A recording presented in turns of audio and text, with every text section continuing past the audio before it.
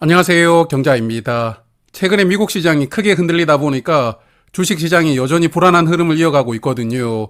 그래서 이런 시기에는 고배당주의 비중을 늘려보는 것도 괜찮은 선택지가 될 수가 있으니까요.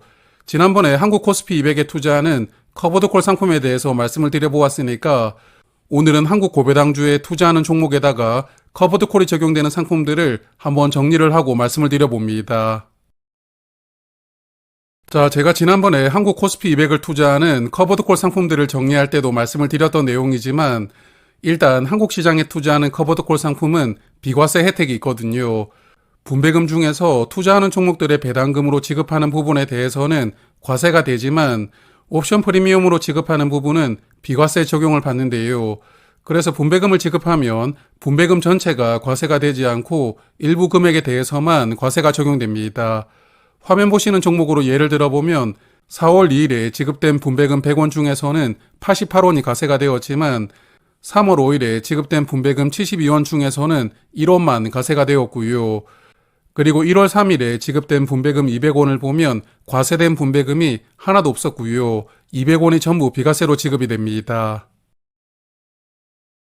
그러므로 이렇게 비과세 장점이 있다는 게 국내 커버드콜 상품이 가지고 있는 큰 매력 중 하나인데요. 이렇게 비과세로 받는 분배금은 당연히 배당소득세 15.4% 세금을 제외하지 않으니까 절세 혜택이 있고요. 또한 금융소득에 합산이 되지도 않습니다. 그러므로 금융소득이 1,000만 원이나 2,000만 원 기준선을 간당간당하게 넘어가는 분들은 이런 상품을 투자하면서 금융소득을 관리하는 것도 하나의 방법이니까요. 이러한 필요성을 느끼는 분들은 오늘 내용을 조금 주목을 해보셔도 괜찮지 않을까 생각합니다. 자, 그러면 이제 상품부터 체크를 하면서 본론에 들어가 볼 텐데요. 한국 고배당주에 투자하는 커버드콜 상품이 총 4개 종목이 상장이 되어 있는데 마지막에 있는 플러스 고배당주 위클리 고정 커버드콜 이 상품은 지난 3월에 상장을 했거든요.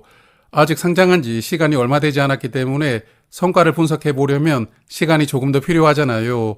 그래서 이 상품은 제외를 했고 나머지 3종목을 리뷰를 해볼 텐데 세 종목 중에서 맨 위에 있는 라이즈 200 고배당 커버드콜은 18년에 상장했던 상품입니다. 제가 지난번에 타이거 200 커버드콜 ATM이 커버드콜의 할아버지다 이렇게 말씀을 드렸는데요. 이 상품은 커버드콜의 할머니 같은 그런 존재이거든요. 그리고 이 종목은 1세대 커버드콜이지만 오늘 내용의 주인공이 될 수도 있는 그런 상품이니까요. 오늘 말씀드리고 있는 내용 중에서 이 상품은 한번 주목을 해보시고요. 그리고 세 종목의 포트폴리오를 보니까 고배당주에 투자한다는 공통점은 있지만 차이가 조금 있더라고요. 먼저 라이즈 200 고배당 커버드콜은 총 50개 종목을 투자하는 상품입니다. 종목당 투자 비중이 3% 이하로 그렇게 크지 않고요.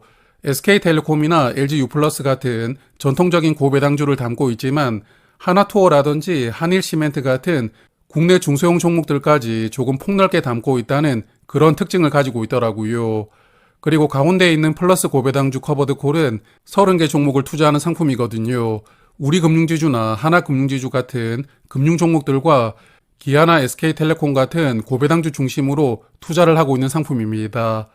그리고 마지막에 코덱스 금융 고배당은 이름에서도 금융이 들어가 있잖아요.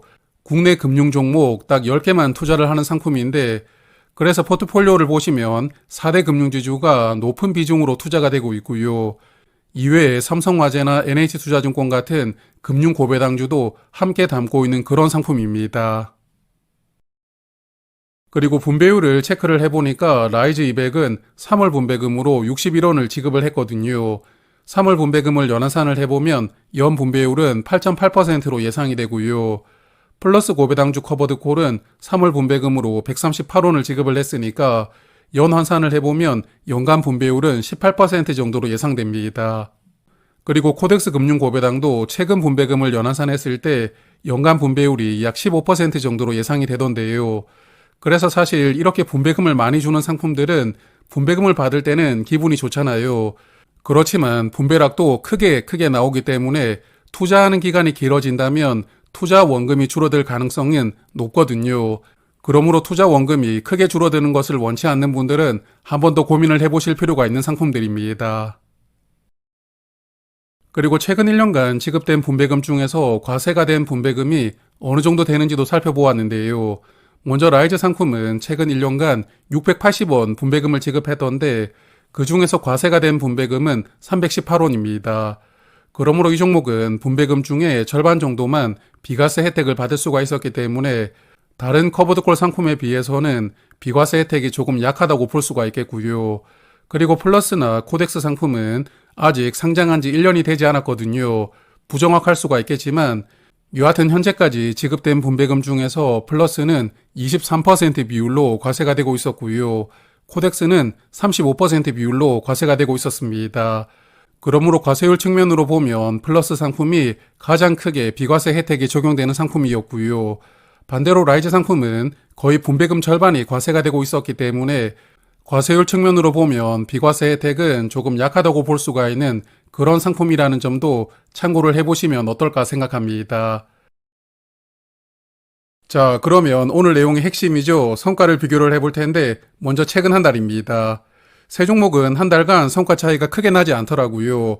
플러스 고배당주 커버드 콜이 그나마 0.1%로 약간의 수익을 보여주고 있었고 라이즈 200 커버드 콜은 마이너스 1%, 그리고 코덱스 금융 고배당은 마이너스 0.8%로 약간 하락하고 있었는데요. 최근 한 달간 한국 시장도 지수가 많이 하락했다 보니까 배당주들이라도 시장 흐름을 역행하기는 어려웠다고 생각합니다. 그렇지만 3개월로 시간을 넓혀보니까 성적표가 조금 엇갈리게 나오는데요. 올해 1월 17일부터 오늘까지 주가를 비교를 해보니까 라이즈 상품은 그래도 주가가 약 300원 정도 상승을 했더라고요. 반면에 나머지 두 종목은 약 400원 정도 주가가 하락하고 있었고, 그래서 분배금을 합산을 해보면 라이즈 200 고배당은 5.9% 수익이 나왔지만 플러스 고배당 커버드 콜은 0.4%로 약간 손실이 나왔고요. 코덱스 금융 고배당은 그래도 0.5%로 약간의 수익을 보여주고 있었습니다. 그리고 시간을 6개월로 확장을 해보니까 수익률 차이가 더욱 크게 벌어지고 있더라고요. 일단 코덱스 금융 고배당은 상장한 지 6개월이 되지 않아서 비교를 해볼 수는 없었고 라이즈와 플러스 상품만 비교를 해보았는데 라이즈 고배당은 6개월간 약 9% 정도 상승을 했거든요. 반면에 플러스 고배당주는 분배금을 합산을 하더라도 600원 정도의 손실이 나오면서 수익률이 마이너스 5.9%였는데 두 종목의 성과 차이가 거의 14% 정도로 크게 벌어지고 있는 상황이었습니다. 그래서 일단 플러스 상품도 상장한 지 아직 1년이 되지 않았기 때문에 최근 한 달부터 6개월까지 총 3개 구간으로 비교를 해보았는데 최근 한 달 성과는 세 종목이 약 1% 정도 차이로 성과 차이가 크지 않았거든요. 그리고 플러스 커버드 콜이 0.1%로 약간의 수익을 보여주고 있었는데요.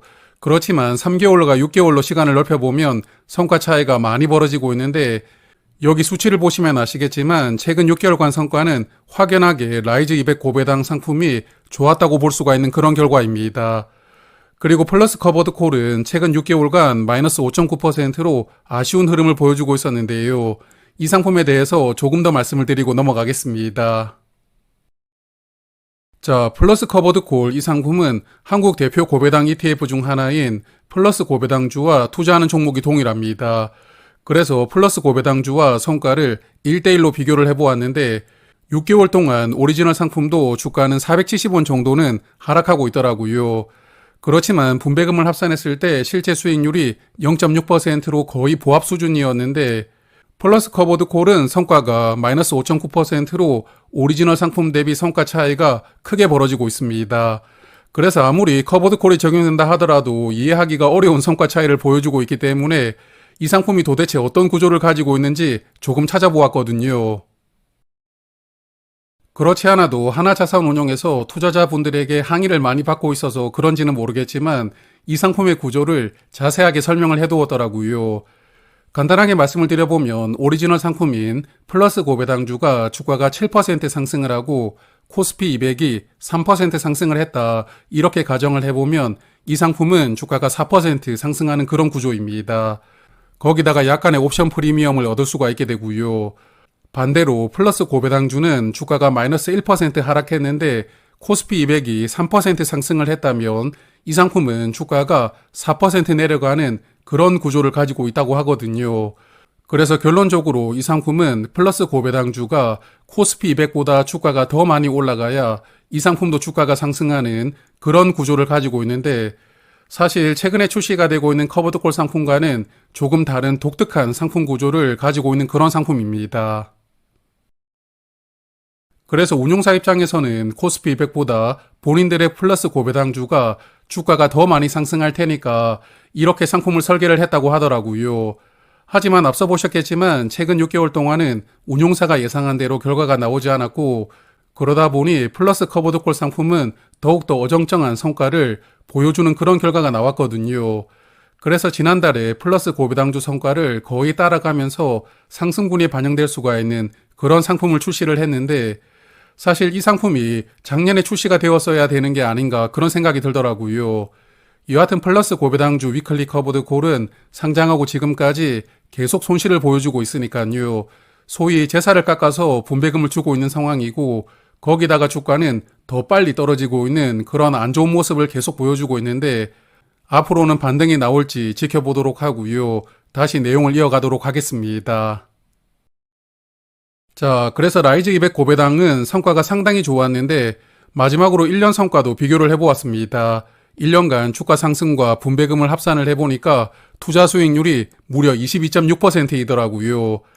고배당 오리지널 상품인 플러스 고배당주가 1년간 투자 성과가 20.7%였기 때문에 라이즈 200 커버드 콜은 오리지널 상품인 플러스 고배당주보다 성과를 약 2% 정도 아웃퍼폼을 하고 있었고요. 그리고 같은 기간에 코스피 200은 마이너스 6% 정도였기 때문에 비교를 하기가 어려웠는데요. 여하튼 한국 시장에 투자를 하는 종목들이라도 고배당주와 다른 종목들의 성과 차이는 크게 벌어지고 있는 수준이었습니다. 자, 그래서 정리를 해보면 성과 측면에서는 라이즈 200 고배당 커버드콜 ATM 이 상품의 성과가 가장 좋았습니다. 조금 전에도 보셨겠지만 최근 1년 성과는 오리지널 고배당 상품보다도 더 나은 성과를 보여주고 있었잖아요. 그러므로 한국 고배당주에 투자하는 커버드콜을 선택을 한다면 현재로서는 이 상품이 가장 좋은 옵션이라고 생각합니다. 다만 자산 총액이 130억 원 정도밖에 되지 않기 때문에 거래량이 많지 않은 종목이라는 점은 조금 생각을 하셔야 되겠고요. 그리고 현재 한국 종목들 중에서 밸류업을 가장 적극적으로 하는 섹터가 금융이잖아요. 그 중에서도 은행을 중심으로 밸류업을 계속 강화를 해 나가고 있는데, 그래서 이런 측면으로 보면 코덱스 금융 고배당도 괜찮은 선택지가 될 수 있다고 생각을 하니까요. 혹시나 투자를 고민하고 계시는 분들은 이런 내용을 한번 참고를 해보시면 좋겠습니다. 그리고 마지막으로 수수료를 말씀을 드려보면 라이즈 200 커버드 콜은 기본 보수가 0.4%였고요. 기타 수수료를 합산했을 때 실제 수수료는 0.51%가 적용되고 있습니다. 그리고 나머지 두 상품은 0.4% 정도의 수수료가 부과가 되고 있었는데요. 커버드콜 상품이라는 것을 감안을 해보면 수수료가 과도한 수준은 아니고 그래도 이 정도 수수료는 무난하다고 저는 생각합니다. 그래서 저도 사실 한국 고배당 커버드콜 상품을 하나 담아보려고 이번 컨텐츠를 준비를 했던 것이거든요. 앞서 보셨겠지만 성과 측면에서는 라이즈 상품을 담지 않을 수가 없더라고요. 그래서 저도 이번 주에 담아보았는데 거래량이 많지 않다 보니까 1200주를 매수하는 것도 하루 거래량에 꽤 영향을 많이 주긴 하더라고요. 그러므로 자산 규모가 크지 않아서 거래량이 적다는 게 조금 단점인 상품이긴 하지만 여하튼 지금까지 좋은 성과를 보여주고 있으니까요. 제가 투자하고 있는 이 시점부터도 좋은 결과가 쭉 이어져서 저에게 좋은 수익을 주는 그런 식구가 되길 바라보도록 하겠습니다. 자, 그리고 오늘 내용 중간에 한국 고배당주에 투자하는 오리지널 상품 중에 하나인 플러스 고배당주도 잠깐 언급을 드렸지만 오리지널 고배당 상품들도 성과가 다들 엄청나거든요. 그래서 다음 주에는 오리지널 상품들을 한번 정리를 해볼 테니까 고배당주를 좋아하시는 분들은 다음 주에 뵙도록 하고요. 그럼 오늘은 여기에서 인사를 드리겠습니다. 고맙습니다.